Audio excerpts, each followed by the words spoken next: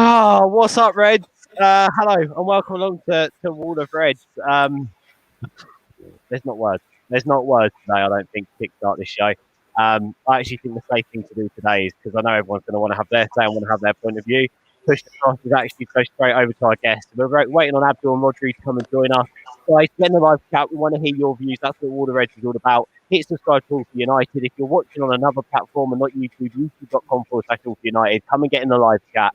And hit like on the video. It's important you hit like and share it so we can get other Reds involved who are either on YouTube right now or out and about on social media looking to come and join a fan community that actually airs their views. So youtube.com/United to get people over. John, I mean, it's all right for the women's team today, wasn't it, mate? You did a fantastic show on All for United, MU Women's Weekly. So thank you for joining us on this show tonight. We'll talk more about that later on. But first of all, mate, what about that at Old Trafford today? Yeah, obviously disappointment. Spineless, you could say, lack of leadership, too many unforced errors again, a lot of repeats of what we saw partly last season, seeing it again this season. It's just ongoing. It just seems to happen every 2 or 3 weeks. We've got a player or a couple of players who just make some stupid mistakes. And we was talking just before we came on about the other result earlier. And it doesn't matter because, you know, that team will make them mistakes again, whereas with us, it's just every 2 or 3 games we're just making stupid mistakes and you just don't learn from it. Yeah, and it's defensive mistakes, isn't it? Which is a worry. Let me bring in. Oh, Abdul, it says your device isn't connected. Oh, we've brought you in there. There you are. Right. I'm going to go over to Cole first, though. Cole, have your say on that, mate. What did you think of that? Shambles, mate. Shambles. Do you know what? I spent all week saying I'm going to steamroll Spurs. I literally am on Twitter, and we got steamrolled ourselves. I can't, but honestly, right, it's like beyond the joke. I don't really know like what to say about it, if I'm completely honest. It's one of them where like it's a bit of a shocker and it's a bit of a kick in the teeth. It's like I don't really know what the problem is apart from the defenders. We've paid 80 million quid for a massive fridge. It can't seem to head a ball anymore, which is worrying. Yeah, honestly, mate, I don't know. It's just tough because it's such a bad result. And I really thought we turned the corner after last season. I know we've started slowly this year, obviously down to sort of a lack of a pre-season and not being quite at it. But, mate, it's just unexplainable, isn't it, today? Like, you're going to help me out here because I don't really know what to say, boys. Do you know what I mean? It hurts and it's shit and I hate it. Yeah, I'm completely with you. Words just don't come to mind with that. Like I've used embarrassing and humiliating because it's both of those, but it was also shit. It was infuriating. It was unbelievable. It's just so tough to even sum up. And I think Abdul's probably going to do a great job of summing it up in a minute. He's having a few connection difficulties, but I'm sure he'll be back. Barry, let's come over to you, mate. Your words before we came on was, lads, I've lived through a relegation, but it doesn't make it easier for any of us sat here today after watching that game. I mean, you're going to put in your thoughts into words, Barry. Tell us about that today. Yeah, well, I mean, today's performance was unadulterated garbage. That's all. Absolutely spineless, gutless, brainless, heartless, you name it. It's shambolic, and what I cannot get my head around is this very same defense that we have. Yes, I know Bailly replaced Lindelof, but last season we were the third best defensively and very close to Liverpool and City from a defensive point of view. So what the hell has gone wrong? And I mean, these are errors that take place on schoolboy fields. And I think that, yes, the coach can't be held accountable for players' errors on the field. But, you know, some of these errors are so basic, and these guys need to step up to the plate.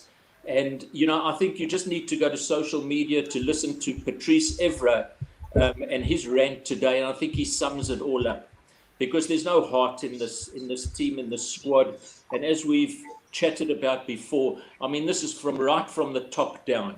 And I think we're in a bad state at this stage of the season. You don't need rocket science for that.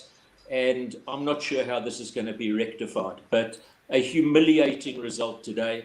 And, you know, we speak about playing the Man United way or Man United players. These guys didn't play the Man United way today. Yeah. Oh, someone there there was a load of racket from someone there. I don't know who it was, but yeah, I had a load of music there. Oh, was that you, Carl? Oh, fair enough. Sorry. It's all right, I was muted, my bad. It's tough, isn't it? It's extremely tough, Barry. And I think you've put it into just some of the words there that you've used: spineless, gutless, heartless, shambolic. There's just one word, guys. Put it into the live chat. Let me just go to a couple of comments quickly before I come over to you, Kojo.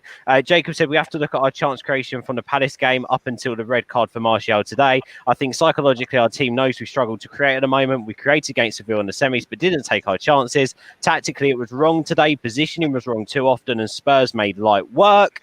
But for the opening half an hour, apart from Rashford hitting the post from an offside call, we look too predictable. I hate when we try and play too much intricate stuff and gift possession away. He also goes further to say a few more bits and pieces, but he also said today that Ollie wanted Matic and Pogba to get much further up, but the setup behind was all wrong. If you do that, you need to pin players in the press, so the counter was thwarted very early. Reece says every decision made today was wrong, but I hope Ollie is given the time and proper backing to rectify all this, and any player called up for international duty should be told no and made to work harder. Jamie's extremely angry and annoyed tonight. Can't see Ollie being here next season. Hey, Gainer. Do you know what? Win or lose or draw, Gainer's here. That's all that matters to me. Danielle said, evening, everyone. Extremely annoyed and frustrated. Let's bring Abdul back in. Sorry about that, bro. Evening, everyone. Extremely annoyed and frustrated. Time to put our fingers out. Players let down the club massively today. I'm going to do a few more comments in a second, but I need to go over to the guys as well. I'll do one more from Charlie. Today, I was embarrassed to be a Manchester United fan, but win or lose, I'll be there. I'll never turn the TV off. United, we stand. Kojo, let me come over to you first. What can you say that the guys haven't already? But most importantly, just put it to us raw. What are your feelings after that today?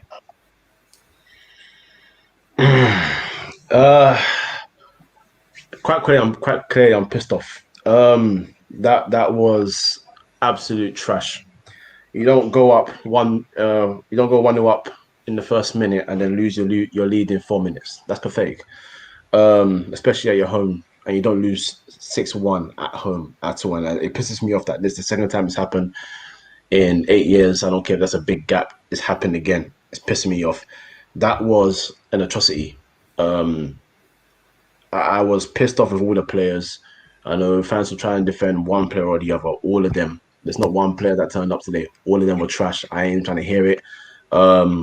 Even Ole, I was saying at halftime that because a result like this straight away puts your position under a lot of scrutiny. Who are going to say, well, you managed Manchester United. Losing 6-1 is unacceptable. You cannot let that run. And at 4-1 down at halftime, I was hoping he was going to try and make some changes to try and be a bit more attacking, just because even though it's down to 10 men, United's history is always attack, right? You try and at least bring the scoreline to something more respectable. But he took off Bruno, who didn't play well, took off Matic, who didn't play well, but he brought 2 defensive players. And that screamed to me of trying to keep the scoreline down. And instead, we conceded 2 more. I don't know what else I can say about the performance that these guys haven't said. The adjectives were absolutely perfect. Because quite frankly, the only words that are running from my head right now are swear words. But I'm trying to keep it cool. Yeah, that was an absolute disgrace. And all I can say is this. I don't want to see no tweets. I'm quite happy that Matt is not doing no blogs anymore. I don't want to hear any stuff. I know Russia's apologized. Quite frankly, I couldn't care less. You better come back from the international break with vim, with energy. You better come back and look to slap your next opponent, because if you don't, I don't want to see your face again. That was pathetic. All of them. And especially the defense. I mean, I've spoken many times about Harry Maguire. I've spoken about Bailly, Lindelof. I've spoken about all of them. All of them. And they all pissed me off. I know I'm taking long, guys. I'm sorry. This is it's just coming out. Let it out, man. Let it out. This is the whole point of this show. Yeah, it's just coming out. Yeah, I'm just quite frankly disappointed more than anything in all of them. And I know we're trying to sign players now. These players do need to come in desperately, but then I do worry about how we're going to fit them in, whether Ole's the right man at this point, because I've had questions about him for a long time. And today, some of his decisions, from the selection to the substitutions to other things, just nah. I'm this close to saying game out of here. So yeah, I'm done. I don't want to run anymore. Someone take over. No signing makes this better right now. No signing makes it better right now. No, it doesn't. It doesn't. By the way, really quickly, I'm happy that we're signing players now. We got fucking 10 hours left, mate. We should have been signing players 5 weeks ago. Boy. Not now. Boy. Do you know what I mean? I'm gonna. Boy, the club is a Yeah. shambles. And you can't blame the manager for today. You fully can. I think we gotta look at him a little bit iffy. I'm not gonna lie, but go on. Individual mistakes. Let's get back You into can't that. tell me one of the players, the loss today, you cannot tell me that it was down to tactics alone today. Not Not to alone. chat. Not alone, but it's part of it. Definitely. In what way? Go on, Barry. Sorry, go on, Barry, quickly. One of the tactics that I find absolutely irritating is playing out from the back.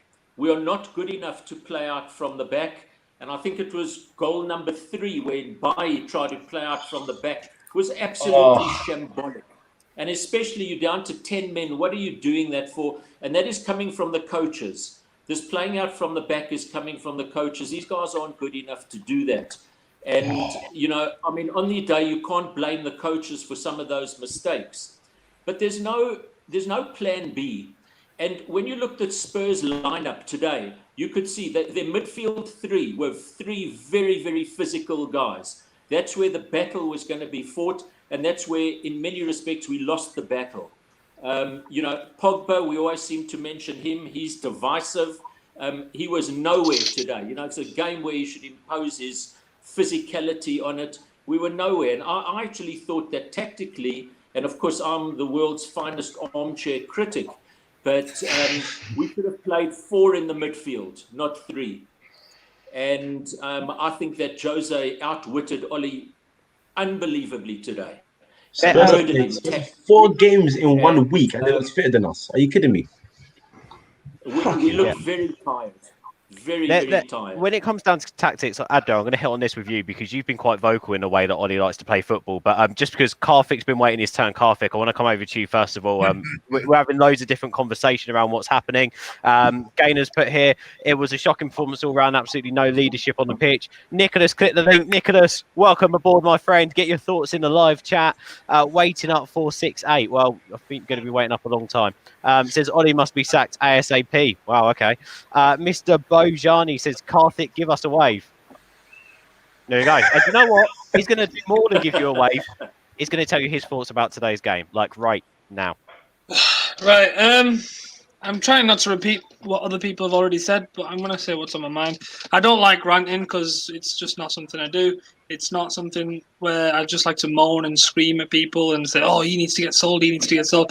But quite frankly, ask me who was man of the match today or who deserved some kind of good performance today, and none of them really come to mind. I can't think of a single player who played well, which just tells you the story of it, really. There were elements of the game where you can say, oh, Martial shouldn't have got sent off, but that's not where the game was lost. The game was lost at 2-1. When it was 7 minutes in, I was thinking, oh, we're out of this. That shouldn't be the case in any game of any team. Never mind Manchester United. Do you know what I mean? It's ridiculous. We were not at the races at all. When you go 1-0 up within the first minute, that should be you taking control of the game. That should be all right. Let's go kill these lot. We're ahead. Simple as that.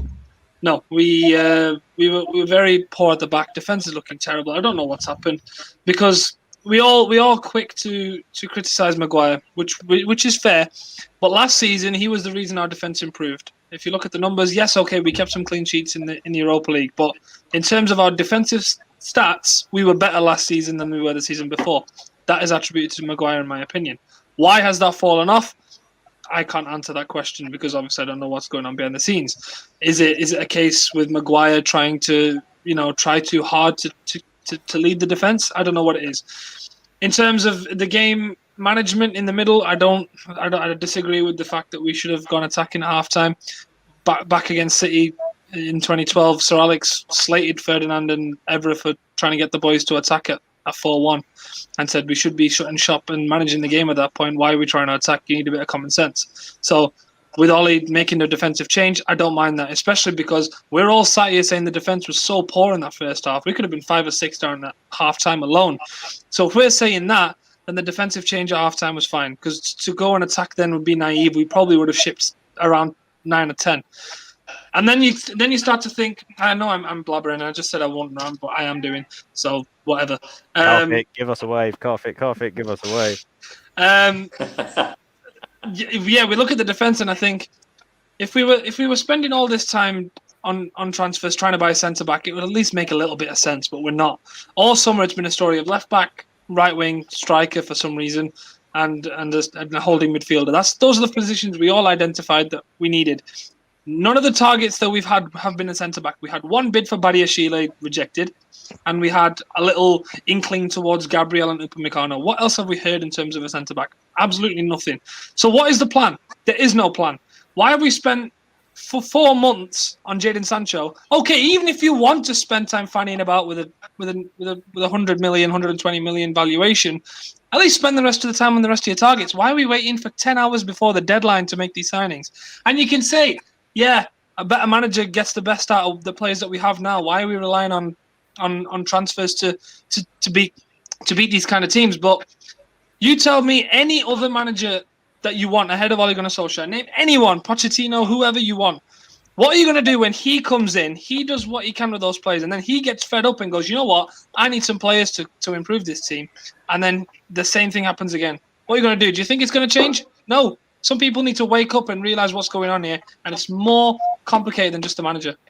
Can I just quickly say, you mentioned there about Jadon Sancho, some breaking news just now on Twitter. So Moist ESPN, who actually randomly broke the Cavani news before anyone else, has just put out a tweet. He's a Barcelona correspondent for ESPN saying in the Barcelona camp, they're expecting a call from Man United for Dembele. So it looks like United are getting busy tonight if they weren't busy already. But either way, we'll come back to that stuff in a bit. Let's carry on with chatting about today's game. Abdul, let's come over to you. A lot of chat on the tactics, a lot of chat on how we played. Obviously, it was, well, people keep saying it was a great start from United. We won a penalty and showed nothing literally there on after. So I don't quite know how it was a great start from United. We played one passage play to win a penalty. Again, what's your take on it, Abdul? I think the first 15 minutes, we were okay. We were still in the game. We were trying to get an equalizer, but after, and I'm not pinning this on Martial's red card, but after Martial's red card and us conceding that third goal, you saw a team that just completely collapsed. That's the best way I could describe it. You can try to mitigate some issues and try to fix this or that with some tweaks, but the team collectively as a team, as a mentality, as characters, they all collapsed. That's the best way I can describe that. It gave me reminiscence of the Barcelona Bayern game when I watched it in the Champions League a month ago.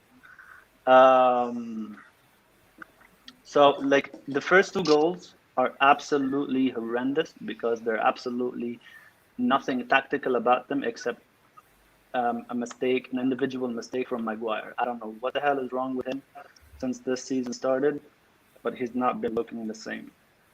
And after that, like I said, it's Bailly did the mistake for the third goal with the trying to play out from the back, but the playing out from the back. We have two center backs that are good on the ball, supposedly. And we have Shaw, who's also good on the ball. Shaw's not bad on the ball. Wan-Bissaka is a bit questionable. And you have Pogba and Matic. Playing out from the back shouldn't be your problem. What they did basically was just an individual mistake, is by panicking and just making it a completely wrong pass at the completely wrong time. Why are we consistent with laying out from the back? Because we don't have any other option to play. If you're going to say long ball, they have tall center backs, physical center backs, midfielders that can win every header you're going to go with long ball. And we tried to do that, and they won them all. Rashford couldn't win anything. Greenwood couldn't win anything in the air. Same thing as Bruno. So your best play, your best way to get out of the press is to play out from the back. Unless you can ask De Gea to hoof it every time, but it's useless. He is basically giving up possession 100% of the time. So like the thing is with this performance, there's so much at play. It's just not one single aspect. individual errors. There's tactical issues. There's, I don't even know if it's fitness issues anymore. There's just character issues, mentality issues. Like funny thing is, 48 hours exactly ago, I said, I posted out a tweet and I said, the problem with this United team is mentality. Every time they go down behind, unless they've been on a good run, if they go down behind, their heads drop and they don't know what to do. They kind of like just give up. Yeah, we took a positive from what happened at Brighton, but what happened at Brighton was kind of like a stroke of luck. We got that penalty. Yeah, we did a good, last minute play that got us that penalty, but still it was a bit of luck for us.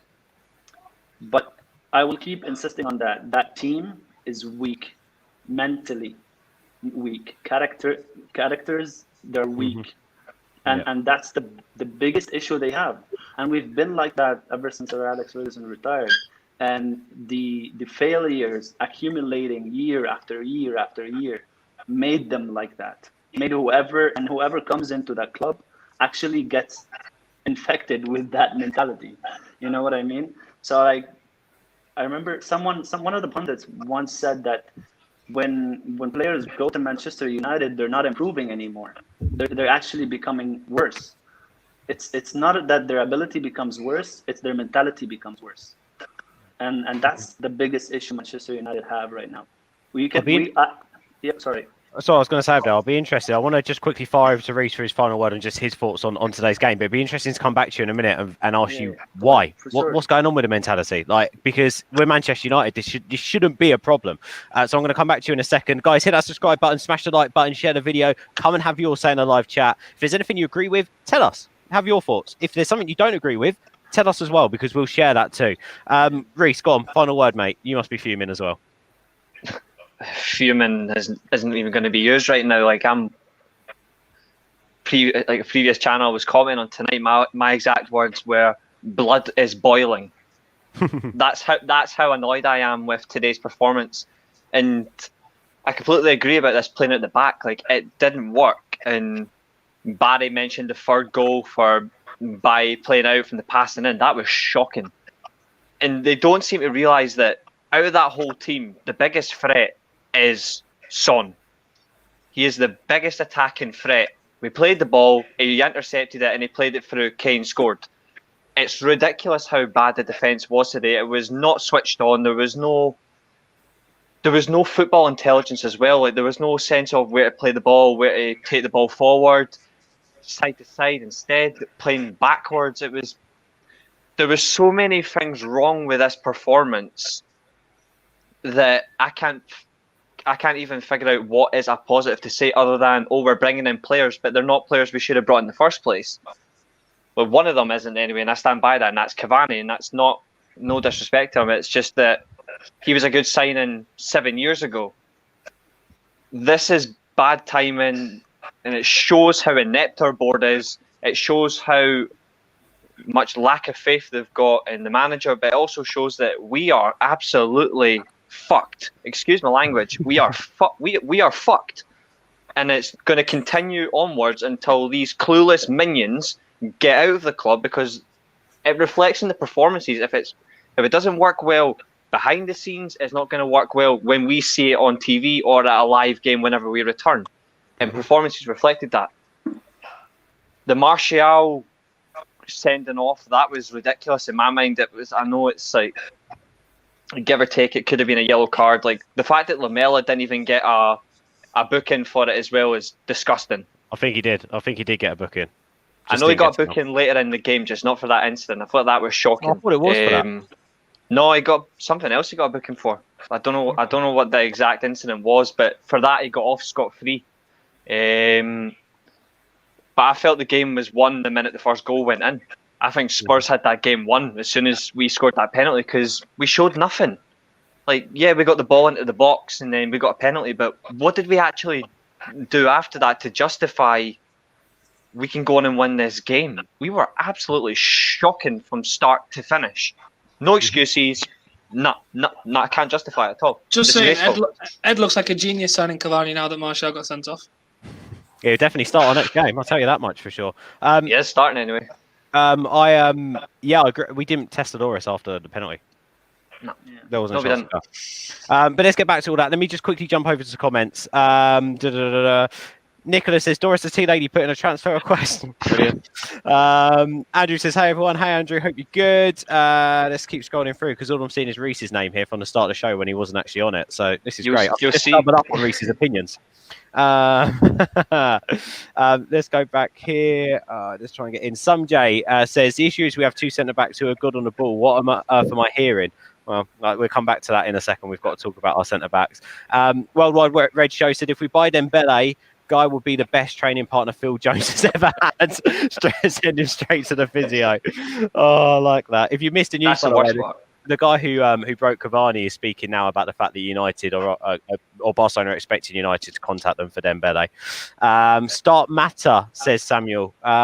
Terence says, agreed. How else will we play? I think that's in agreement to what Abdel was just saying as well. Andrew says Martial was stupid in his reaction, but the Mela should have been sent off too. Are you commenting with the United family, Carl? Is this your lovely lady? Nah, that's Emma. Nah. It's Emma. Hey Emma, hope you're good. Woeful performance today. Backline is so poor. We are crying out for a centre back. To be honest, we need two centre backs. We are leaking goals. I'm just trying to look through some more of these comments. There's loads of them. Just absolutely loads of them. We had that whole summer. Why didn't we go and fork out money on Jonathan Tah and Dial with Meccano? Centre back solved. Why haven't we signed anyone? Anyway, full stop. Van der Beek because fucking Van der Sar is easy to deal with. And we don't even play him. Club, mate. In every minion joke. They've been starting games. Well, yeah, but the problem is the fact that he's outperformed Pogba in the last two games to play him. We played Bayern because he outperformed Lindelof, so why aren't we doing that with Van der Beek? I just think Matic was in there today because of the threat with Son and Kane. Obviously, we didn't deal with that very well anyway. Yeah. But I thought Van der Beek should have been in front of. I think it's interesting. Matic anyway, but I was going to say, sorry. I think it's extremely interesting because for me, we spoke a little bit about the substitutions. We hit on those ever so slightly. Jonathan, I want to come to you with this. Those substitutions make sense to me. If you're potentially bringing on better defensive players. The fact of the matter is we're bringing on McTominay and Fred, who they're not better than Nemanja Matic. You're taking off Bruno Fernandes, who's your only, so to speak, attacking threat, really, of bringing that ball from midfield to the attacking positions. At that time, I just didn't get it. I understand that you're wanting to close the door, so to speak, but I didn't get the Scott McTominay and Fred substitution at the same time. What are your thoughts on that, John? Yeah, I think Ollie made about. I'd say that he made about 3 mistakes today. He's not the reason why we lost. Individual mistakes is the reason why we lost, but it didn't help things with the substitutions. Was one of them. I thought the way that we handled Son was non-existent at all. And we never learned from that. So I thought maybe some of the substitutions he could have made at half-time would have maybe slowed him up. But yeah, by bringing those pair on, I don't think, the loss was already there by then anyway, wasn't it? So if you're going to shut up shop, I don't understand why you'd do that. And why you'd leave Pogba on instead of Bruno, because Bruno tracks back and Pogba doesn't track back. So for me, I think the substitution was completely wrong. On paper, I suppose you're bringing it on like two potential CDMs, even though I don't think that they are CDMs, but why you take Matic off to put them pair on, I'm not too sure, to be fair. But no, I think the substitution was wrong. I think choosing to put Pogba in that left-hand side where he had to track the runners, that was wrong. And I think there's mistakes everywhere today from the players and the manager. Also, Van der Beek when you're 6-1 down. Again, just didn't make any sense to me whatsoever. Carl, let me come over to you because you mentioned a little bit about Harry Maguire. I mean, today, do you think that actually Ole Gunnar Solskjaer has sort of proven to everyone that the fact about, even just playing Lindelof next to him, because Eric Bailly was also an absolute... I mean, the whole back line. Couldn't anyone here remember a worse defensive Manchester United performance ever? Yeah, I can. Go on. And it was the same scoreline 8 or 9 years ago. We got pumped half Man City. Yeah, but we weren't this bad. That was bad. But in terms of that, like, I don't know, maybe during Project Restart, like, we were terrible against Norwich at the back. I don't know. This was worse. For me, this was a lot worse. For me, this was, and I was there at the City game, and even I think we scored at 5-1. I think Darren Fletcher scored the best goal of the game. Yeah, by a mile. And it was massively embarrassing. But it wasn't individual defensive mistakes that lost us that game. It was City's pure brilliance on the day. But Carl, I'll come back over to you. Defensively, like, it's so tough because we've already gone over all the words on how we describe today's game, but just individually defensive, just awful from Wan-Bissaka all the way across to Shaw, obviously Bailey and Maguire. How do we fix that in the short term? Well, you don't, do you? Unless it's managed correctly. And the thing, there was loads of mistakes back there today. Obviously, you can't defend Maguire with his with the second goal. That header, attempted header back towards De Gea was absolutely terrible. Bailly in that, I've seen people hammer Bailly in that situation. You can't deal with that. If Maguire's headed it at Bailly's face, he's done his best he could to do with it, and then Maguire's failed in heading it back to De Gea. Luke Shaw should have been strong enough. You're telling me that Luke Shaw can't hold off Lamella? Yeah, I agree. Yep. Luke Shaw also is out of position for two of them goals. Positionally, Luke Shaw today was shock. I've played left back, mate. Do you know what I mean? And I could have probably done a better job than him today. For the Serge Aurier goal, what's Luke Shaw doing? He stood next to Maguire at centre half, and Pogba's chasing back his man, Paul fucking Pogba. Do you know what I mean? It's, mate, back there today. Everyone was everywhere. The best defender out there today was probably Eric Bailly with some of the blocks and that. I mean, I can't remember what the scoreline was, but the corner came in. But Bailly headed it, blocked it off the line, and then blocked the shot in three separate sort of transitions. It was mental, mate. I don't really know what to do. Like, everyone's complaining about, we need a centre half to partner Maguire. I think Maguire's head's still in Mykonos, mate, if I'm honest. And you can't take that away. You can't take the whole situation away. What obviously it happened in pre-season or in the summer. That's obviously taken a massive toll on him, probably mentally. Obviously, being Manchester United captain obviously brings a lot of heat anyway. But when you get into that sort of trouble, then it's gonna be ramped up, isn't it? But I think that's probably part of the worry for him. So I've maybe given him a rest for 2 or 3 games, let him sit out for us, and then stick. I don't know. I hate to say it, Lindelof and Bailly. Give Mengi a chance. Like how bad could a Mengi done today? You know what I mean? It's like. It's so true. It's so true. Ben, I've got a bit of news for you if you want to have a good laugh.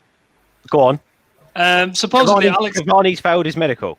No, but we're on a similar kind of track. Alex Telles' private jet supposedly was leaving Porto, and the pilot saw something wrong with the jet and had to turn around. Oh my god! Oh no! Telles is fully gone. What's Scott? No, turn this down. No, I'll go back, mate. I'm going back. I want to play the Portuguese league. I've literally got. This is supposedly his flight path. I don't know if you can see it. Oh, you're not tracking his flight, Karthik. I'm not. Someone on Twitter's done it. He's like, I'm about to stay in Porto now. I'll stay in Porto. Supposedly, Telles is better than Shaw. Yeah, but yes. I mean, there's no supposedly about it. Yes, he is. Yeah, but defensively, there's still going to be questions asked of him more than ever. So, how good is he defensively? We're only going to find that out. We don't know that yet. We know he puts up the numbers going forward. Go on, Abdel. How good is he defensively? Shit. Alex Telles on par with Shaw. On par with Shaw. Yeah. Which doesn't solve our problems. Telles' qualities, why we're buying him, is defensively, not defensively. Yeah, it's defensive reasons, yeah. If you want a defensive fullback, you did not get an upgrade. Shaw too soft. Did you not see him absolutely take out? Who was By the way, Lucas? for the first goal, I think Maguire wrestled. It was Lucas Moura. It wasn't that he got overpowered by Lamella. I think Maguire just put him down with his hand. I was like, what the hell is Maguire doing there? It's like he literally go back, watch it again. You'll see Maguire putting all his weight on Luke Shaw. Luke Shaw went down on the ground like flat. So I'm like, what the hell is that? Yeah. And I was like, what's going on there? I don't know. Yeah. But Sanjay here, funny, we could do with Dallo. This is United's problem. It's mediocre players in mediocre positions. And we're thinking, like everyone today, Chris Smalling was #1 trending when we lost. Do you forget how bad Chris Sorry. Smalling was at times for United? Oh my God! Oh, Smalling was part of the team that Tottenham beat 3-0 at Old Trafford last season. Or the season before. People have Uh, short minds. So what you want about? Go on, Abdul. So, like, I wanted to speak something about like the tactical issues that we faced today. So there was two problems that we did. The first one was after conceding the third goal, we continued to press, and down to 10 men. That's an issue because you're creating a big mismatch in the midfield, and this is why Luke Shaw kept getting dragged inside by Lamela, and leaving Sergio Aurier completely free for that fourth goal. So that was the biggest issue for me. This is where Ollie should have come down and told them that end the press, no more pressing, just stay compact, stay in your shape, and just try to defend whatever comes at you and then break on them. I was like, okay, with the two changes that he made with Scott McTominay and Fred, I'm like, okay, so he talked to them, he's gonna do that now. And when the second half started, we still pressed even more. So I'm like, okay, that's not good. That's not good at all, because if you press, and especially that Pogba was moving up, you're leaving the central midfielder, the CDMs, completely open. Completely open. By the way, and Pogba moved up to the 10 when McTominay and Fred came on. So he moved him to his favorite possession. He should have performed better. And that was also what was happening in the first half when Martial went off. Matic was left in midfield alone versus 3. That was a mismatch that kept happening. And this is why Shaw was getting dragged every time with Lamela inside instead of being on the outside or wide to cover the runs of Sergio Aurier. But yeah, this is where I think Ollie tactically made mistakes. It's not the substitution based per se, like the personnel, because think about it again. All last season, who were our best performers when we played the biggest teams and we were pushed back? It was always either Fred or Scott McTominay, because they did a very great job in the midfield, breaking things up and winning duels and winning the ball back and all that, because they excel at that. They don't excel at creating, but they excel at breaking up play, winning balls back, winning position back, and all that stuff. So in the personnel per se, there was no problem with what Ollie did. But in the setup itself, after going a man down, this is where I think Ollie lost his mark a little bit. Yeah, that's completely true. And Kojo, let me come over to you, because you've been vocal about Ollie. Completely vocal about Ollie since day one, to be fair to you, bro. Like, I've watched some of your stuff and you've been very vocal and you're very true. Even I remember, like, after the United PSG game, I think I listened to you doing something with Stel and also when we were going through the good patch as well. You've been very consistent in what you said about Ole Gunnar Solskjaer. And I think at times he's got it right. And I think Abdel there saying there was a few chinks there to what we done today. But how damaging is this for Ollie? Obviously, I don't want to go into a full Ollie out conversation. But for you as a fan watching this, how damaging is this for Ollie? Yeah, well, I've never really been Ollie in or Ollie out. I try and give managers a fair opportunity, and when it's down to the players only, it's only down to the players. But losing 6-1 at home for any manager, and when you're talking about, especially Man United, when you talk about Man United in terms of size, you're put next to Real Madrid, you're put next to Barcelona, Juventus, Bayern Munich. And the first question is always would they accept a 6-1 loss at home? Would their manager still be around? This is very, very troublesome, because now he has to come back with a bang. And is he capable of it, Kojo? Kojo, is he capable of it? Is he capable of letting everyone go on international break, getting them back on a Thursday, and then I think we play, is it PSG on the Wednesday at home? Newcastle first. Newcastle first, yeah. Newcastle first. Is that home or away? It's away, isn't it? Newcastle. Away, both away. Right, Newcastle away on the Saturday or Sunday? You're going to have to remind me because I can't remember. It'll be the Saturday. But on a Saturday. So he's got 2 days to rally the troops who might have got an international break, had a great time, but then come back into the club and realise the position we're in right now. Can he do it? This is what I worry about, because I don't know. I hate that. I hate saying that I don't know, because that's obviously doubt. He's been praised for his man management. I praise him for his man management. I think he's very good working with the players. I think the players like him, but my issue is always in-game management. And I'm sure as a player, you're looking and you're someone like Van der Beek, your team's 4-1 down, and you see, as you guys have alluded to, being McTominay and Fred not being better than Matic, not being near Bruno, especially going forward because they're not attacking players. He's going to be sitting there thinking, what the hell do I have to do to get more than 30 minutes in a Premier League game? You know, I don't know if he has it in it to rally them, because I don't know if he's going to set them up correctly to play well against Newcastle. I don't know if he's going to. I have so much doubt, and I would like to go into tactical stuff and in detail, but regardless, it all leads to one thing: doubt for me. The Newcastle game is so key. If you lose that, the Ollie out shouts are going to get even bigger real quick. I've tried to be consistent with him. I praise him for everything he's done well. I think in big games as well, he's done very well. You know, beating City, Chelsea. You know, he's done well in those games. Obviously, Champions League, PSG, that game. That's not a game that we will forget anytime soon. But I doubt it, man. And honestly, I'm more on him. I'm more on the side of him leaving rather than him staying. But I don't want to make that call. I don't want to be the Ole out, get out here kind of thing. I like to give managers chances because they get sometimes a harder deal because they always get sacked. Players don't get sacked. Mm-hmm. And the players let him down immensely today. He needs a lockdown response, doesn't he? He literally, for that first game back after the international break, needs a lockdown response. Just quickly, I just want to bring you some news which Fabrizio Romano has just posted.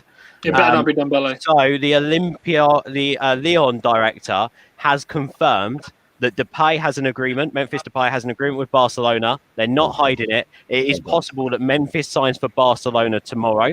Ronald Koeman has come out and said anything can happen tomorrow. Right now, Dembele is a Barcelona player, but that could change tomorrow. And Romano has literally just tweeted, Manchester United will complete both deals for Cavani and Telles tomorrow. They are now in negotiations with Barcelona for Ousmane Dembele, offering him a loan. If Dembele would join United, that is when Barcelona will complete the signing of Memphis Depay on a permanent deal. Depay to Barcelona is dependent on Dembele joining Manchester United. So I think, guys, off the back of that, by 10 o'clock tomorrow, Memphis Dembele will be a Manchester United player. I don't know how to feel about that. I think it's going to happen. But we'll come to that at the end of the show. Let's come back and talk about that in a second, because I just want to hit on a few other points that we were talking about. Let me come over to you, Karthik.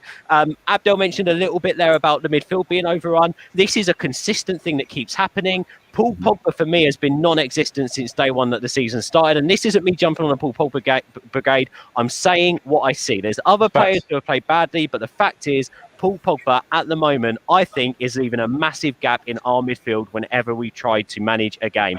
What are your thoughts on Paul Pogba? And is it to the point now where it doesn't matter what he does in the international break, Ollie's got to take him out of the team come that first game back after? Donny van der Beek. Yeah, I thought Van der Beek should have started ahead of Pogba today. I think it's one of those. Way towards the end of the game, Van der Beek in the midfield area. Just saying. Sorry, he did well when he came on. It was one of them. It's one of them with Pogba where I always try to give him as much chance as you can do. But today I thought he was one of our weakest links. I thought he should have come off instead of Bruno. I thought it would have made more sense. In terms of why he's been so poor, you could attribute it to him just recovering from COVID, but it has nothing to do with that. Let's face it. It's no coincidence that just after we came back from lockdown, Pogba seemed to be in a good bit of form. He seemed to do all right in the new role. He wasn't scoring goals, he wasn't assisting loads of goals, but he was creating good opportunities and he was playing his role really well, I thought. And that might have something to do with the bigger picture. Now, I'd like to remind you all of what Luke Shaw said after the Palace game, which was that he thought that the squad needed strengthening, that we needed more players in. I have a feeling that these players have changed their mentality to an extent where they want these better players with them in their squad to challenge for stuff, to challenge them for places, to challenge everyone else to raise up the standards. Is that another case of Pogba where when Bruno came in, he seemed happier when we were post-lockdown, he seemed to enjoy playing with him? Is it a case of he knows that nothing's going to happen and, again, he's gone back to not caring? If that's the case, don't play him, because if he's not going to try when, you've got what you've got alongside you, then why are you playing him? Post international break, we need to really fix up because the run of games we've got is quite frankly scary. I know Kojo raised the point of saying that he doesn't know if Ollie will raise the game again. Will he be able to rally the troops? Will he be able to survive the end of that run? Maybe even some people are saying he could get sacked by the end of the month. Maybe. But I will say one thing, that when we lost against Burnley back in January, we were saying that the next game against Spurs, if that was a loss, he's gone. This might be a similar kind of scenario where against Newcastle, if he loses, he's gone. Quite possibly could happen. He went on to beat City and Spurs in the same week that time. I have a feeling. I'm not saying he will, but I'm saying he's capable of it. He can rally the troops. He can get something out of it, especially if we do end up signing 3 players tomorrow. You don't know what could happen. But quite frankly, at the minute, it's not looking good. Charlie, what is my club at the moment? It's killing me. There's loads of messages like this at the moment in the chat. Nicholas goes Ollie in until PSG thrash us in the Champions League. International break has come at the wrong time for us. Yeah, but Jamie, it might have actually come at the right time. Because if they all go out and play really well and get some great results, it might just renew some really nice mentality. Barry, I've just seen that you've sent me a message, mate. What are you making of all this?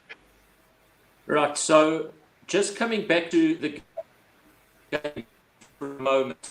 Martial was sent off, and I'm not using that as an excuse, but Lamela got away with murder. He's a nasty piece of work, Lamela.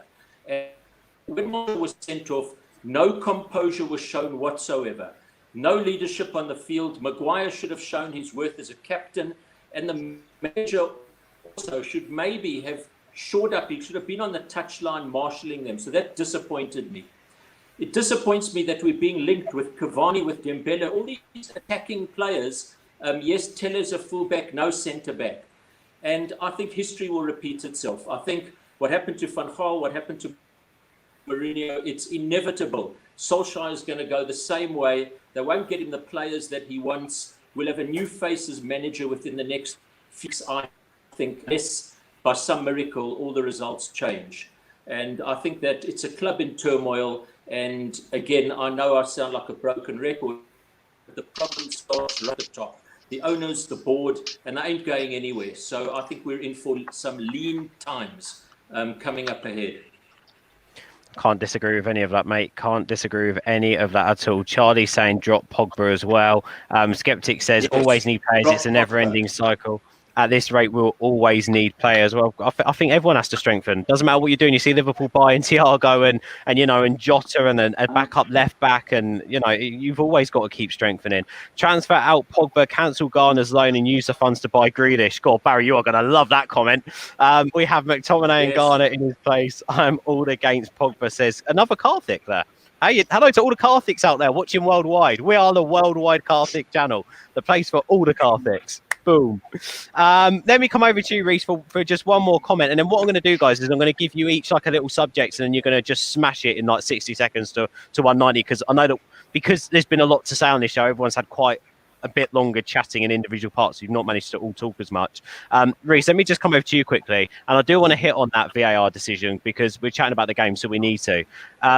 First of all, definitely a red card for Martial. Do you agree with that? And also, what do you make of the fact that they didn't look back at what Lamela did? And he, as you said earlier on, he literally didn't even pick up a punishment for it, really.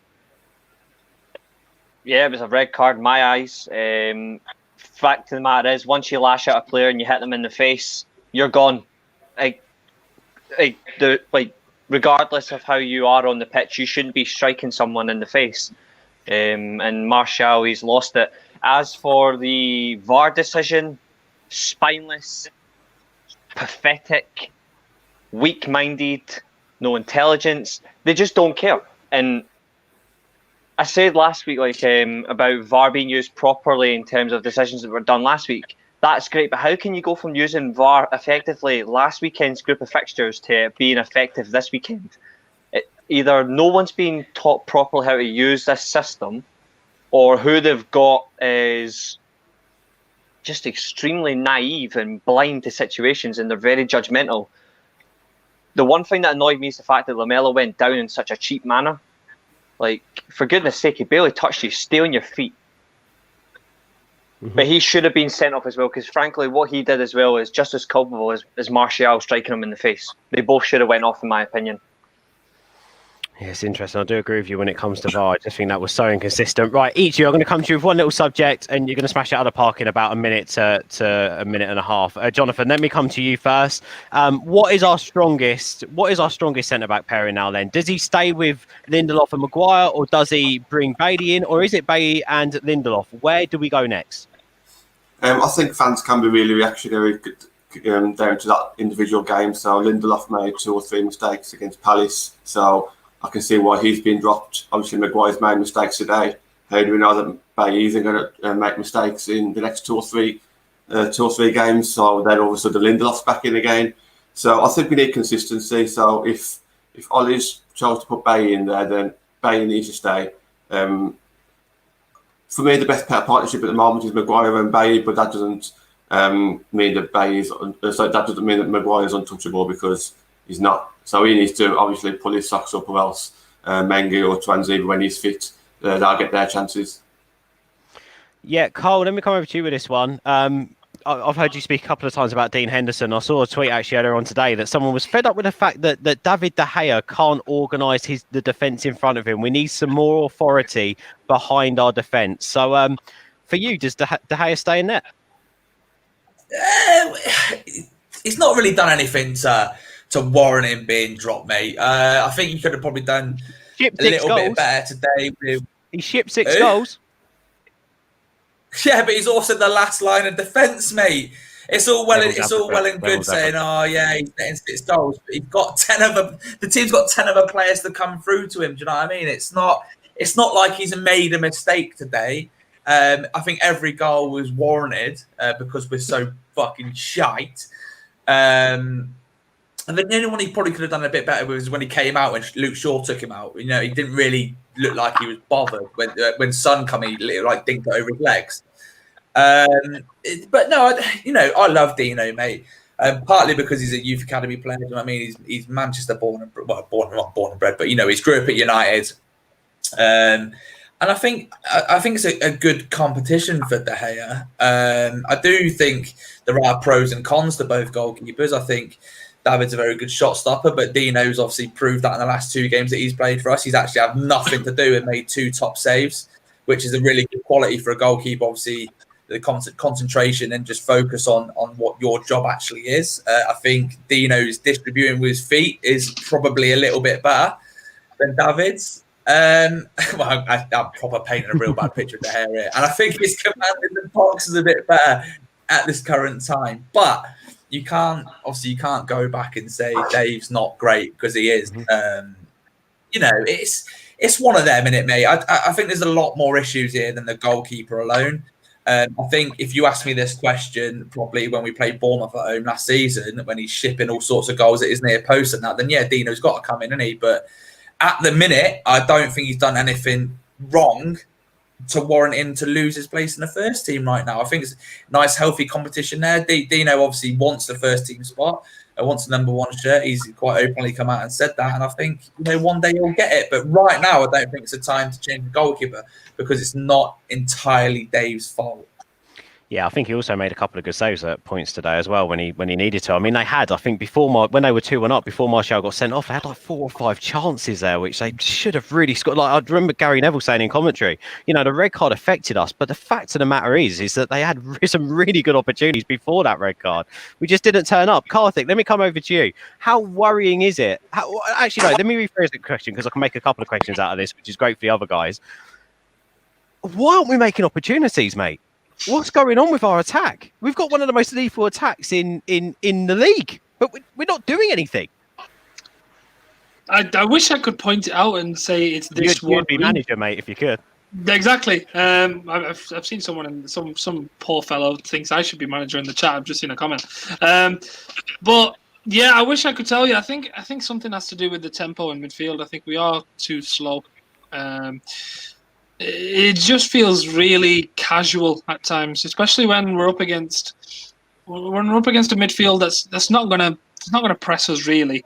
They did press us from the front, But when we got into the half, the rare occasion that we did get in the half, they didn't press us because they knew we weren't going to do much with it, because we're not quick enough. We don't find these gaps quick enough. We don't move for our teammate when they're on the ball. So we don't really make use of the ball when we have it. We have possession for possession's sake, and I think that's the main thing. You saw, I can't remember who said it, but it was a comment on Van der Beek, and he said that it was his spatial awareness. He knows what's around him. He knows where his teammates are going. He knows when he can play on one touch. He knows when he can play on two touch, and he can just go bang, bang, and we're in. That's how clever he is. You saw it with the goal for the assist for Mata. It was really clever play from him. So maybe we need to be starting these kind of players. You'd think it's that simple. Is he keeping him out of the team to prove a point that, no, I've only played him when I have all my choices and we have the full picture? I don't know. Quite frankly, at the minute, it's just poor in every department. I usually look at games trying to analyze something and try and make some kind of analysis. Right now, I'm just watching it going, just don't lose. And today, they just let me down completely. So we're all Paddock FC now.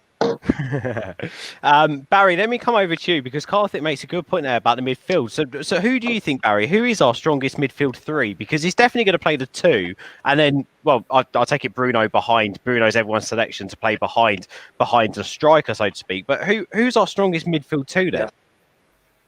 Well, if you go back to when we just came out of lockdown, the first name I would have been Pogba. But he's now the first name that I would remove from the midfield three. I don't think he's playing well enough. And I think in Ollie's eyes, almost he's undroppable. But I think he should be dropped. I think Bruno is a must because he's got that magic touch. So he would certainly start.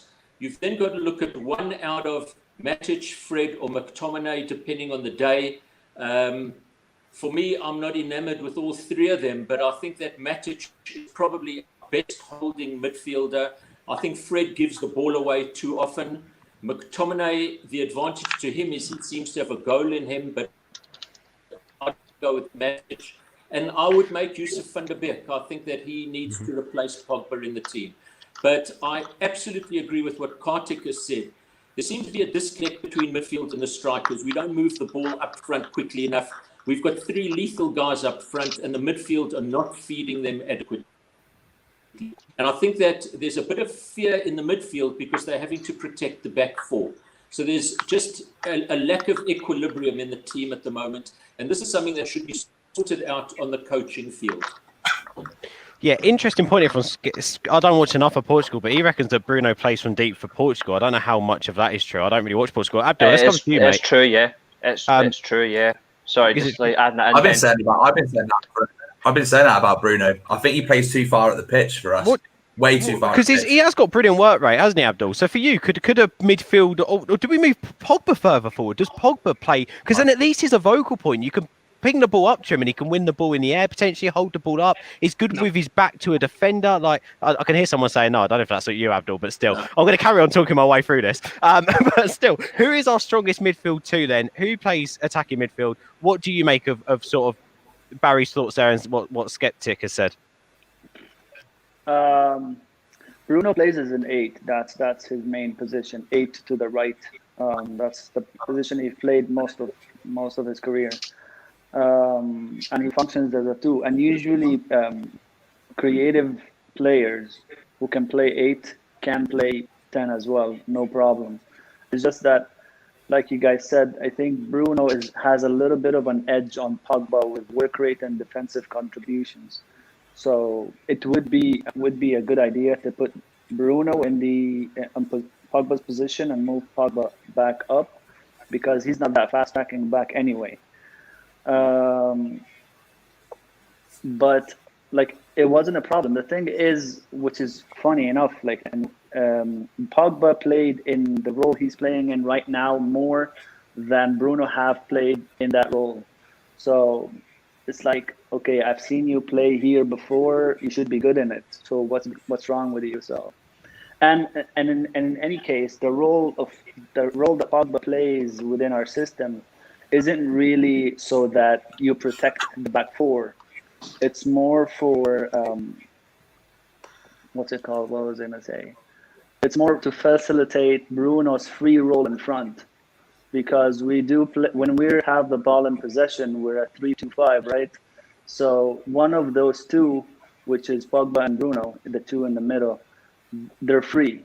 So, and Oli chose Bruno to play that free role because on paper he's the 10.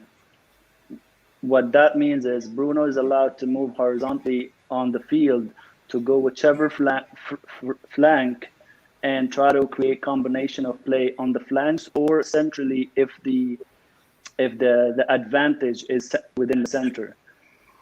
But just for contribution's sake, defensively, I would try Pogba in front and Bruno deep, and it happened before, by the way. Like Oli did make within the game itself, not on paper, where Bruno dropped deep and he forced Pogba up in the 10 just to see how that's gonna work out. But Pogba hasn't been anywhere near the Pogba we know since the season started.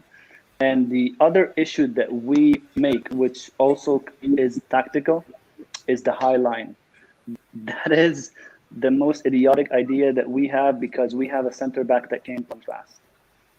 We were so high in that game that any counter, all they need just one pass and they're bypass us. It's so easy. That's it. So that's another issue that I found that very, very weird, and we keep doing it. So I don't know why Oli is not changing that. That's on him as well. I can't wait for a new defense, like a proper defensive midfielder, because it's clear that Matic's legs, he needs the support. Don't get me wrong, he's probably still the best option we've got at the club, but clearly with his legs, he still needs some help. That's why I wanted Thiago so bad. I wanted Thiago so bad before. I think we're seeing that now, though, Abdul. I think we're seeing that, aren't we? I think we're seeing the struggles, to be honest. We just haven't got someone good enough to cover the ground in that area that you've just spoken about, and I think that's part of the problem. And intelligent enough to break the first two lines. Yeah, Thiago is also good at that too. Not only and find a quick pass. Aware. Exactly. Yeah, I wanted Thiago before anybody else in this window, but we didn't get him. We didn't get him, and he's gone to Liverpool. Unfortunately, I mean, there's nothing we can do about it now. However, I think actually we're going to start the transfer talk now, guys. I want to do 10 minutes. No, it's getting late, but I want to do 10 minutes like this, just us openly chatting a little bit about our transfer window, because tomorrow we've got a bit of a deadline day special. We've got 3 programs tomorrow morning at 10 o'clock. Hayder is going to be joined by Dale O'Donnell from Stretty News and Adam Digby, who's a very well respected and renowned Italian journalist. He's really, really good, knows his football. He's going to be on. I'm then going to be chatting to a Liverpool fan and a Chelsea fan doing an opposition transfer review. We're going to be chatting about the window, and that's going to be fun. That's at 2 o'clock. 6:30, the good, the bad, the ugly of the transfer window with that guy, Russell. Yes, the Stretford End takeover as normal. Cole loves it. It's his favourite part of a Monday night. And at 9:45, we're going to have Joe on with just another United transfer show. He's going to be counting down to the end of the transfer window with Jonas Kivas, who's going to be on the show. He is also going to have Temi with him, who's brilliant. Temi Talks United. And he is also going to have Rob Blanchett on the show. Subscribe to All for United, hit a like on this, and check out all our transfer content tomorrow on Deadline Day. But let's have a chat now, guys. Because some breaking news coming out now from Damasio. The pay to Barcelona is done. Mark my words, this is because Dembele's joining United. It's the only way it can work. Because of the La Liga rules, Barcelona, basically every club has to sell someone before they bring them in. It's the new La Liga rules that they've got in place to manage finances during coronavirus. So mark my words, Dembele joins United tomorrow on a loan with an option to buy. Yay! Fantastic. If that's the new rules, then surely Barcelona would have done this after they sold Arturo Vidal for 900,000, selling Semedo for 35 million. It's not enough money to make up. It's crazy, but yeah, it's crazy, but yeah, it's a fair point. But one thing we'll say is like French league, but it's still a good signing for them. So, as much as I hate to say it, is a good signing for them. It's meant to be a loan as well, Nick Dembele to United. So we are signing a player who struggles. The thing is about this right now, which is everyone's going, yeah, get Dembele in. If he's injured for 3/4 of the Liga season, how the fucking hell does anyone expect him to play a game in the Premier League? You know, we've just signed a right wing back. That's literally what we just did, yeah. I'm done with transfer windows. I don't understand why Dembele? Who? Why? I mean, once we sign him, I'll back him, sure. I disagree with that. I'll probably tell Sancho to come outside and, This transfer window epitomizes everything that Manchester United have been doing wrong for the past 7 years. I don't care who comes in. Ousmane Dembele, Messi, or Ronaldo comes in. It's not the targets that we had in mind when we started this transfer window. Exactly. You make that point, and that's when I thought we'd turned a corner, and yet we're going back to what we did before. Exactly. Abdul's spot on. Get Pochettino, There's no imposed get strategy. Ancelotti, get Klopp, get Pep. They will fall into the same trap. We will have the same problem, and we will fail again.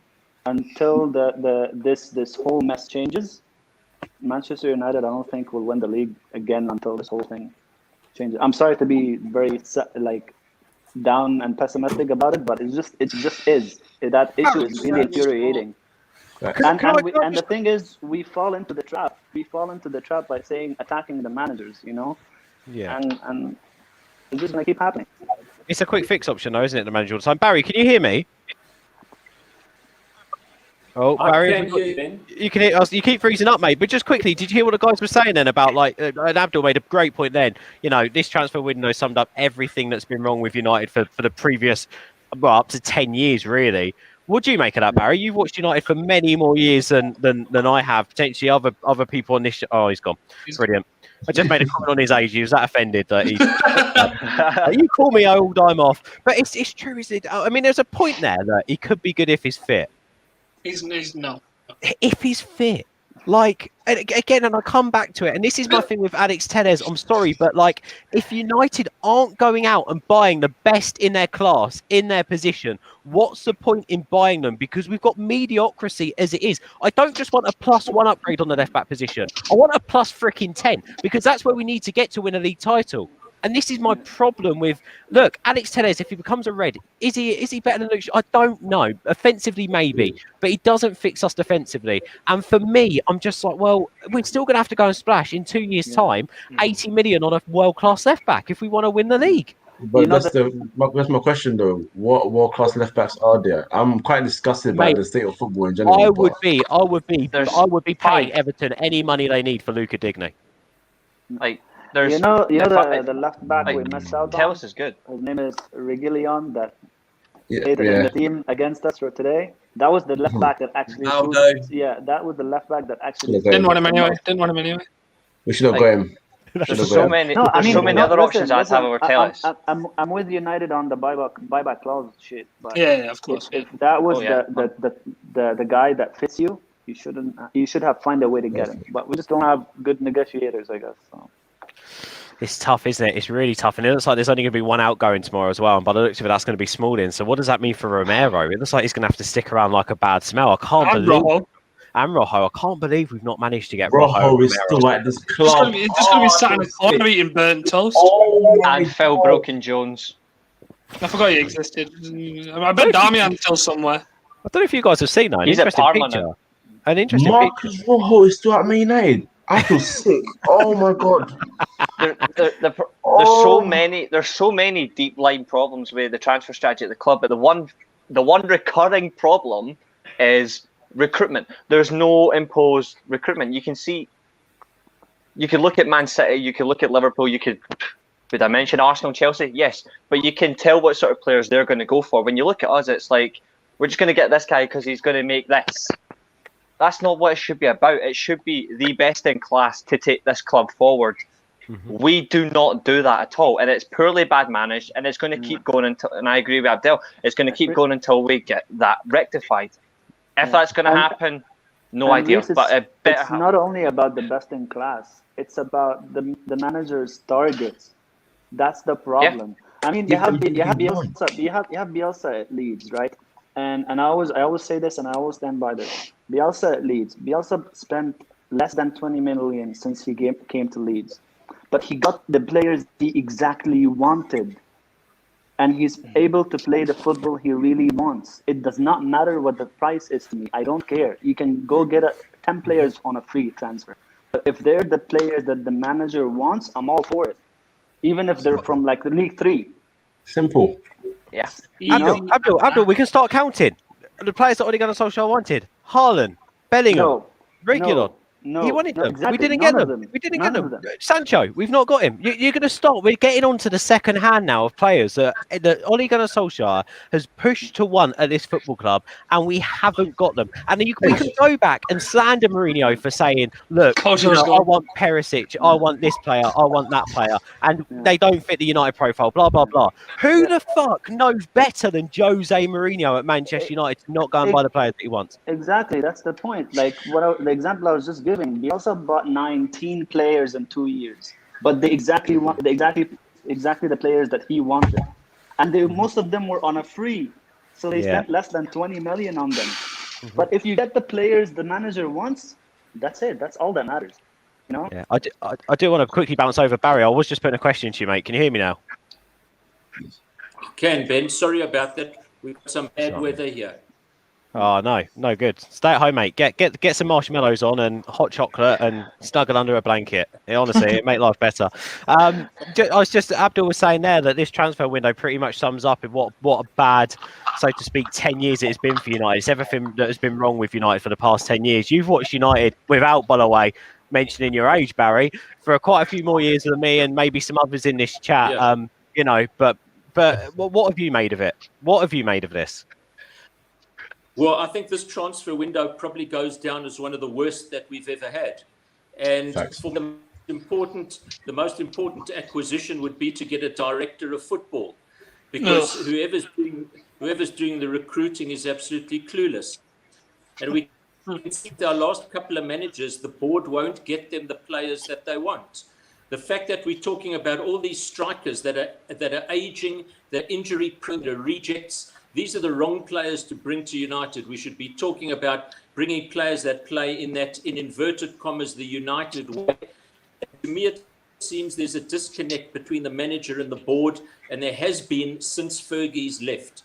And as much as it was difficult seeing Fergie, it was difficult seeing David Gill go, because that was a good partnership.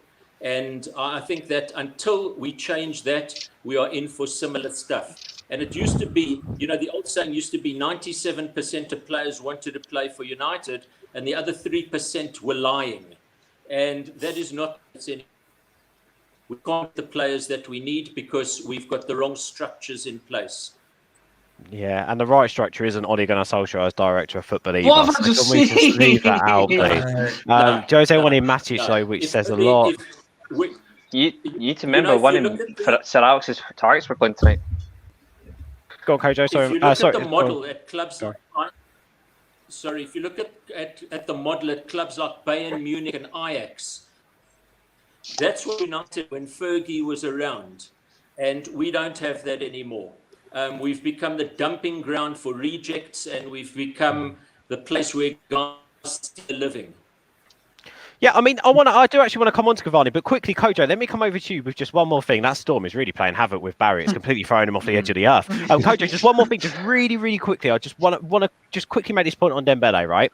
The fact that we're getting him on a loan, the fact that we'd already agreed personal terms, agent fees, whatever, we could all be thinking, saying, no, there's no chance of getting him next summer because other clubs be, right? The fact of the matter is we might be in a better position to get him next summer because of what's been agreed, right? However, is the fact that we're getting Dembele on loan a little bit of maybe the United board thinking that they're confident of getting him next summer or maybe even in January instead of now? What are your thoughts on that side of the thinking? I think they have been forced to realize that they can't get Sancho, so they've tried to get whoever they can get next. I think that's as simple as it gets. Which is our transfer strategy, isn't it? That's not a strategy. That's like me playing FIFA saying, "Oh, my big got rejected, so let me go and sign someone else right now." You might as well have gone for flipping Sarr from Watford if you wanted to panic. I mean, it's all comedy, man. It's all comedy. I don't know. I don't know if it's we can get Sancho next year sort of thing. I mean, truth be told, knowing how United do transfers, Dortmund could even bring it down to 90 million next year, and they'll start bidding from 50. It's just what United do in it. So I ain't even gonna waste my time thinking about it too tough. They flopped this transfer deal, and if they get this guy on loan, he's gonna go back to Barcelona, and it will be the funniest joke if he comes back fit playing for us. He's going back home anyway. So what's the damn point? And I'd just there's like the to tweet. remind you that There's Dembele the rejected us a few weeks ago. He rejected Liverpool as well. and He Liverpool, rejected us, Liverpool, and another club, and now because he has no one else to go to, he's coming to us. It's by And we're going to force. end up Try to buying him, by the way. avoid. We're going to end up It's by buying him. force. It's because Talks on Barcelona between don't the want two him. clubs. It's like when Barcelona- you're sorry, you know when you're a kid, yeah. You know when you're a kid and your mom wants to take you somewhere, you're like, I don't want to go, but she's like, no, you're definitely going. That's what's happening right now. You're definitely going. He's like, yeah, you're definitely going to Asda because that's well, we're in Asda, we're at Lidl, to be honest. You're just, By the way, can bloody I hell. quickly say the big word in this tweet is now Barcelona need to sell Dembele. Oh Yeah, my that's he's got- he's exactly with it. that's what I'm saying. Be alone. They don't want him. We'll end up buying him. We'll end up buying I him. can't wait till he signs, and now I have to pretend I love Ousmane Dembele. Come Guys, outside, Jadon Sancho. One really quick one because we need to end this at 20 past. We've been going on for ages. As much as I could sit here and chat to you guys all day, you've got beds to get to and and lives. Just quickly, Cavani. Just quickly on Cavani. Who wants to jump in? Go on, Kojo. Thumbs up. Go. Gunman, and I want that experience. I feel like it'll be good for Mason Greenwood to play with someone like that, learn a bit more from him. Even though Greenwood's still developing, I also want someone to literally try and challenge Martial for a place because the less said about Igalo, the better. So yeah, I'm all for it. He's got a great goal scoring record for PSG. I know he's older, but it's a low risk deal. He's free transfer, 2 years, get him out, and then you move on. Hopefully, so I'm happy. Bring him in. Did he start over Martial at the moment? Well, Martial yeah, is because banned, Martial dropped Martial stinkers. suspended, so Drop him You on the heard it bench. here man. first from all of our panel that Cavani starts ahead of Martial. There's Yes, I said it with my chest. Absolutely. And then when he plays next time, that's it. He's all in the fantasy team now. That's it. I mean, look, guys, now we do have a plan B, right? Alex Tellers whipping in crosses for Cavani. I was thinking that earlier on today. I was literally jokingly, I was thinking that putting that out as a tweet, but then I thought I'm not getting the hate for that. I'm not getting the hate for that. And we're going to have Sam Allardyce as our manager, guys. This is what's gonna happen. yes, that's happening. Cavani being another Zlatan or Falcao. What's wrong with him being another Zlatan? Yeah. What are you on Wait. about? Yeah, wait, what? Oh no, I think Zlatan he's was trying to say it's massive either a for good us. thing or a bad thing. I think that's what he's trying Zlatan to was brilliant for us.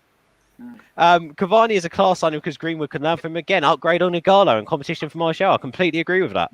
Sancho next summer would be a class signing, but have a feeling of certain uncertainty around him. Sancho next summer is going to cost more than 120 million euros. Makes no sense. But then again, let's all remember Mourinho wanted Maguire. United were quoted 60 million. The next time we went in and paid 80.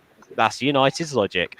Guys, we're going to wrap it up there. That was a brilliant show. John, thank you. Cole, thank you. Oh, by the way, can I just say, MU Women's Weekly, if you don't follow the women's team, you need to go and check out John and Natalie. And they have some great guests on each week chatting about women's football and about the United side. So please make sure you go check that out. It's one of the only live fan panel shows on a United YouTube channel. So go and check that out. John, thank you for doing that show, mate, and turning up every week with your A game. It's honestly brilliant. And I'm learning so much from it as well, because as someone who doesn't regularly follow the women's team, it's great to hear about what the girls are getting up to as well. So thanks for that. Carl, thank you for coming on and doing great stuff for that United family. Karthik, keep up the good work with everything you're doing. Top of the league, Paddock FC, let's go. Yes, I heard about that. And being Manchester United manager looks like it's going to be on your agenda soon as well, from what everyone's saying. Reece, thank you for jumping on last minute, mate. Abdel, you're a legend. I take it you're going to be putting the tactical stuff in a thread on a thread tweet tomorrow, probably. Yeah. Cool, man. That'd be brilliant. And Kojo, thank you for jumping on. Deadline day discussions tomorrow. Subscribe to All for United. Like this video, share it. Tomorrow we're live at 10 a.m. Opposition review, transfer window review at 2 o'clock. Live at 6:30. Live at 9:45. Keep it All for United. And on a very horrible day today, it's only going to get better, right, guys? I'll take the director of football job. Fingers crossed. Now we've got a part of international football for 2 weeks, for Christ's sake. Take it easy, lads.